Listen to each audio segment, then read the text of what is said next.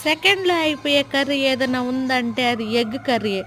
ఎంత అందంగా ఉన్నావే బుజ్జి కన్నా, తెల్ల తెల్లంగా, ఎర్రెర్రంగా, పచ్చ పచ్చంగా తింటుంటే నోట్లో నవనాడులు అలా ఊరిపోవాల్సిందే స్వామి.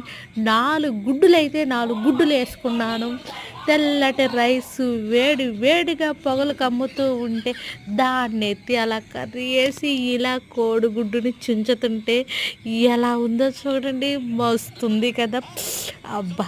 ఎంత టేస్ట్ ఉంటదంటే టమాటా ఎర్రగడ్డ నోట్లో అలా పెట్టుకుంటే ఇలా నోట్లో కరిగిపోయేటట్టు ఉంటది.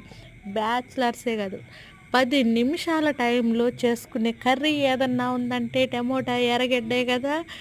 ఈసారి ఎప్పుడైనా ట్రై చేయాలి అనుకున్నప్పుడు ఇలా ట్రై చేసుకొని అలా కోడిగుడ్డుని చుంచి ఇలా రైస్‌లో పెట్టుకొని అలా నోట్లో పెట్టుకున్నామంటే అదిరిపోలా వరెవ్వ! ఏమంటారు? ఇంకా ఉంది.